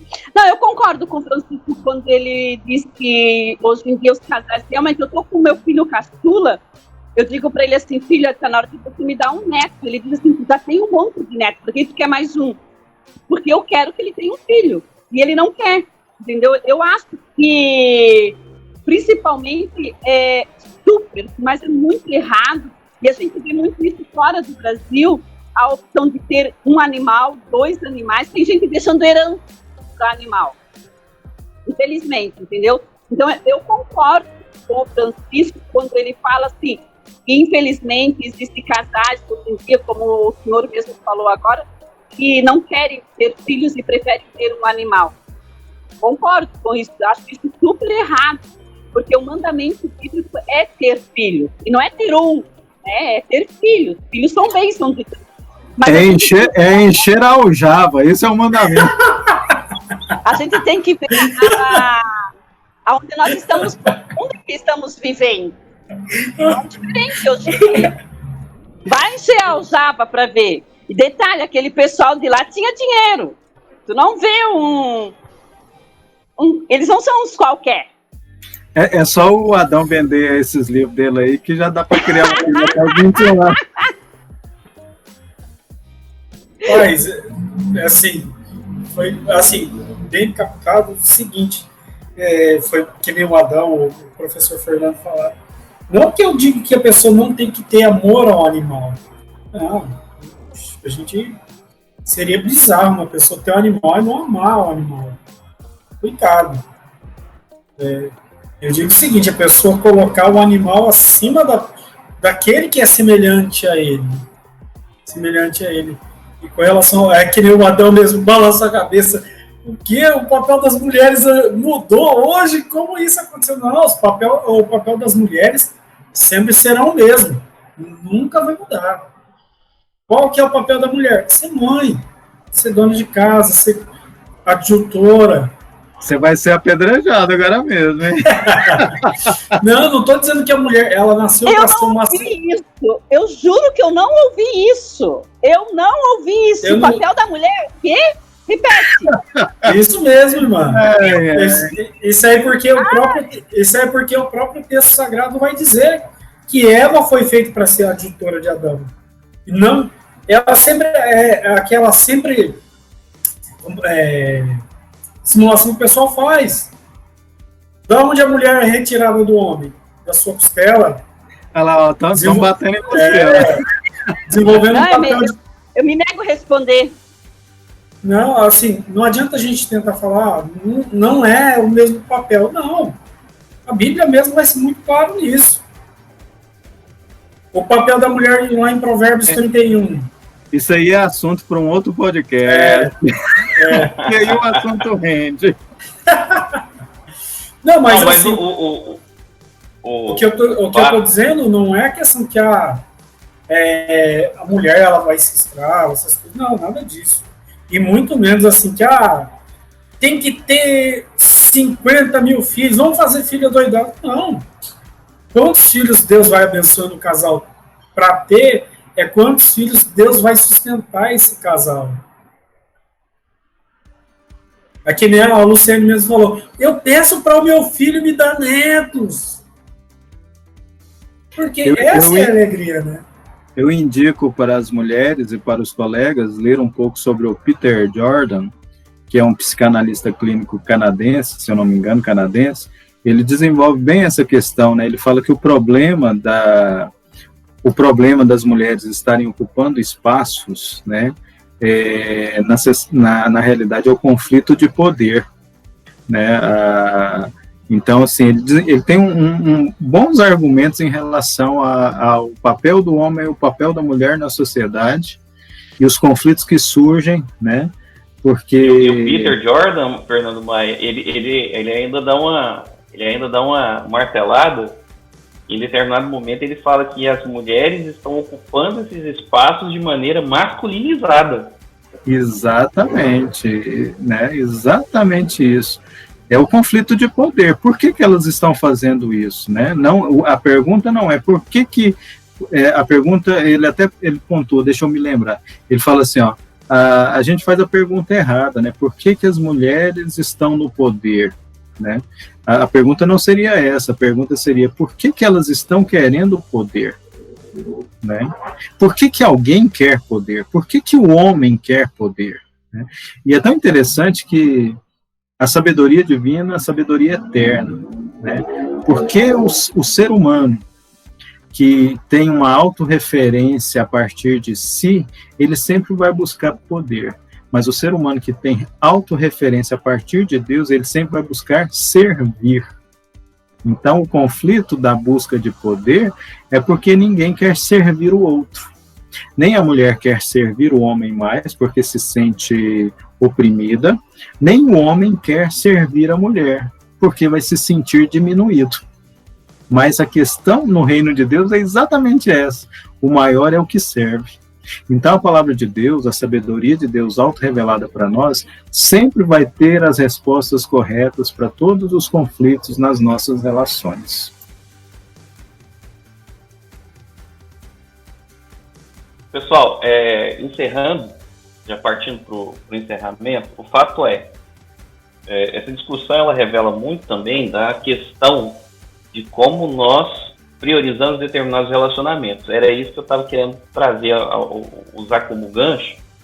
O fato é que muitas vezes, por uma questão de nós amarmos mais ao conforto, nós priorizamos relacionamentos que são mais simples e mais fáceis. O fato é esse. O pet ele pode custar caro, mas eu repito, em relação ao custo de se tratar com pessoas, vai ser mais fácil, vai ser mais simples, sempre. E aí a gente vai para o final do livro dizendo o seguinte, ele encerra dizendo a respeito do espírito, dizendo que o homem é um ser vivente, um ser vivente que não vive por si, mas por Deus, ou seja, um homem é um ser autorizado por Deus para viver, entra aquela questão de soberania que o Francisco tocou, que o professor Fernando Maia tocou. E terceiro, se a carne é aquilo que volta para o pó porque do pó veio, o espírito volta para Deus, porque de Deus veio. Então disse o Senhor, por causa da perversidade do homem, meu espírito não contenderá com ele para sempre, ele só viverá 120 anos. E no último parágrafo, aí ele faz o fecho desse capítulo dizendo, olha, a teologia do autoconhecimento é a partir do verdadeiro autoconhecimento e começa com a compreensão do que as escrituras dizem acerca do ser humano. Em vista disso, com base nos 4 conceitos bíblicos de homem que acabamos de considerar, podemos concluir que, segundo as escrituras, o homem é uma alma que não se satisfaz com as coisas deste mundo, mas apenas em Deus. O homem é um homem desejante, governado por um centro existencial chamado coração, um centro que reúne em si todas as grandes decisões de uma pessoa.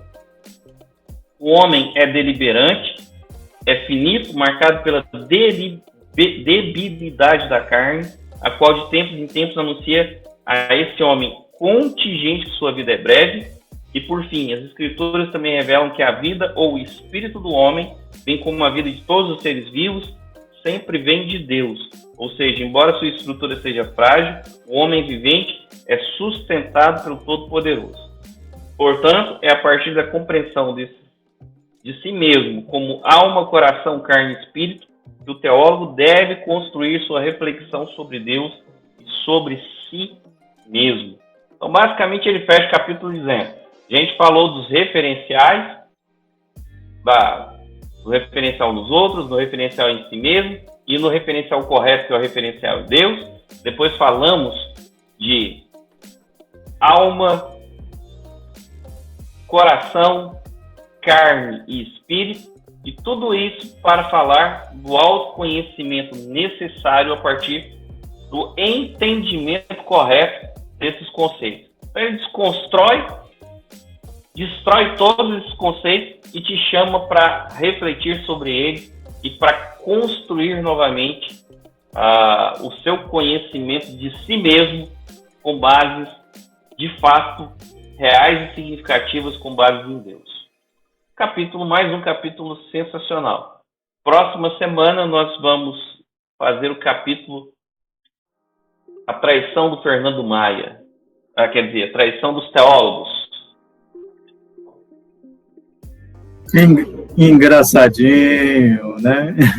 Lembrando que todos que pensam a respeito de Deus são teólogos, hein? Então é para todo mundo. Como diz o Arcis Pru, você tem 2 opções. Ou você pode ser um bom teólogo, ou você pode ser um mau teólogo e falar um monte de abobrinha e fazer um monte de pessoas desviar do que é correto, né? Então, a escolha é sua. Seja um bom teólogo ou um mau teólogo. Delibere para onde vai o teu coração. Pessoal, alguém quer fazer alguma consideração final? Eu sabia que esse capítulo ia render. A gente começou 9 horas, já são 10 para as 11. Eu ainda estou revoltada, mas tudo bem. Há muito trabalho ainda, Luciene, para mudar a cabeça desses homens. Mas quem disse que eu quero mudar a cabeça deles? Se eu conseguindo manter a cabeça do meu, já estou feliz. E eu sei o lugar onde Deus me colocou. Isso é o que mais importa. Eu não acho assim, que nós mulheres não fomos feitas apenas para terem filhos e serem donas de casa. Nisso eu não concordo. Acho que a mulher tem muito, mas muito mesmo para ajudar, até para ensinar. Não é à toa que eu estou aqui. Você usou uma palavra bem interessante aí, apenas. Eu acho assim, tá bom, Nadal, vou ficar quieta. Quer dizer que além de ser dona de casa... Não é à toa que eu estou aqui no meio de grandes homens teólogos aí discutindo. Olha só, que é isso, hein? Que percepção, exatamente. Você é muito importante entre nós para colocar a cabeça desses homens no lugar. Depois me passa o nome do livro que o senhor indicou, por gentileza. O que seria de Áquila sem Priscila? que seria do rei Assuero sem Eu diria que seria porque então, assim, não que eu acho que a mulher ela tem esse papel de menos importância, não, nada disso, não. Acho que se a mulher ela consegue ser bem sucedida. Agora não adianta bem querer redimir. Não. Agora não adianta remediar, hein?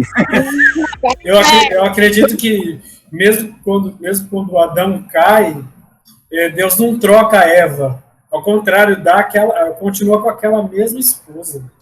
Então, assim, eu acredito sim que a mulher ela tem um papel fundamental na vida do homem de Deus. Foi o caso de Ruth Graham, na vida do próprio Billy Graham. Teve um papel fundamental. A gente olha esses grandes homens de Deus, mas por detrás de todos eles, de fato, uma mulher ali que orou, aconselhou, chamou... Não, rapaz, do lado. De trás não. Trás não. Ao lado. De trás, assim, dos bastidores, que não... que assim, a gente quase não conhece. Você está se complicando. Vou dar um spoiler do segundo semestre. Segundo semestre a gente vai fazer a leitura de um livro sobre o papel feminino. A gente vai trazer no segundo semestre um livro sobre isso. Já escolhi, não foi nenhum, porque a Luciene me indicou. Finalmente, né, Luciene? Alguma coisa assim. É que, enfim, e ainda para ajudar, ele não escolheu nenhum do que eu indiquei. E agora, a grande questão, vocês dois concordam. Eu não sei se vocês perceberam isso ainda. Mas a grande questão, que é uma questão nossa hoje, é uma questão que tem que ser discutida, é que os papéis são diferentes. Sim. Aquilo que a gente comentou um pouquinho lá atrás com o Fernando Maia, até no encarreiramento a gente percebe que as mulheres que estão alçando ao topo de grandes corporações, elas estão alcançando o posto, mas não alcançando de uma maneira feminina. Mas elas estão simplesmente emulando homens. Elas estão falando, como é que o homem faz para estar ali? Eu vou fazer melhor que ele, mas dentro de um papel masculinizado. E os papéis, isso tem que ser muito claro. Os papéis são diferentes. Porque tem muita coisa que homem não consegue fazer, não consegue suportar. Concordo. Eu concordo com você. Eu acho que nós, mulheres, nós temos todos os direitos de alcançar o topo, mas não querer ser igual ao homem, entendeu? Alcançar o topo por ela, pelas condições dela, por ela estudar, por ela ir à luta, por ela ser mulher, e não querer ser o papel masculinizado. Nisso eu concordo com vocês em tudo. Senão eu seria antibíblica, né? Isso aí. E aí vamos ler bastante agora o capítulo 5 para o próximo embate. Apimentado com... Tem que ter o Francisco Luciene no próximo encontro. Não, mas o capítulo 5 é light. O título dele já é light, né? Uhum. Vamos fazer o Simplesmente Jesus, né? Tava olhando ele ali, nossa, é tremendo. Já me deu vontade de ler. Maravilhoso. Amanhã eu vou entregar o da Lisete. Professor Fernando Maia, vamos fazer essa oração final? Isso, abençoa a minha vida. E a da Lisete. Amém.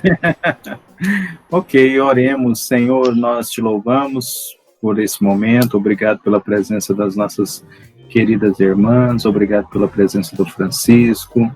Agradeço ao Senhor pela minha vida, pela vida do professor Adão, porque o Senhor tem nos dado essa oportunidade também. Esteja sobre as nossas vidas, abençoa-nos, Senhor, abençoa os nossos irmãos que não puderam participar dessa reunião. Nós queremos ser movidos mesmo, Senhor, pelo Teu Espírito, para pensar de fato, o que significa viver para Jesus. E essas leituras têm produzido em nós crescimento, têm produzido maturidade. Que a gente seja tocado pelo Teu Espírito mesmo, Senhor, para que a gente possa inspirar outros irmãos a caminhar junto conosco nessa jornada em busca de Te conhecer, em busca de Te servir melhor, em busca de Te amar de verdade, Senhor.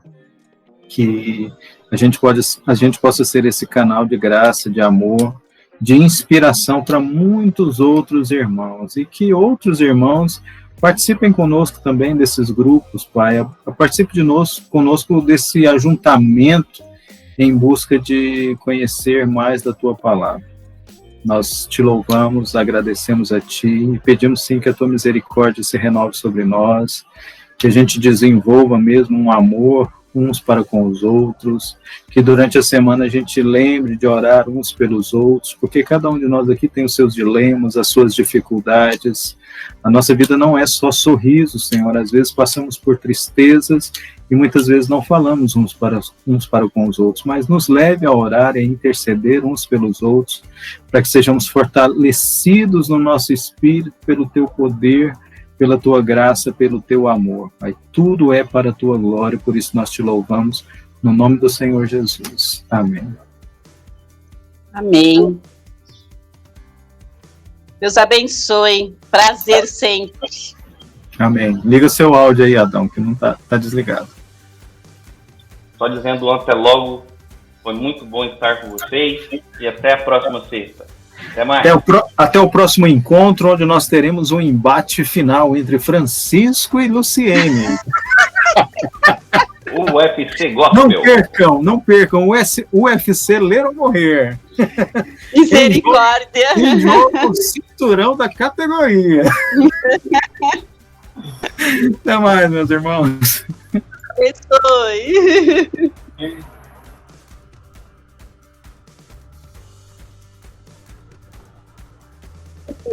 Sai.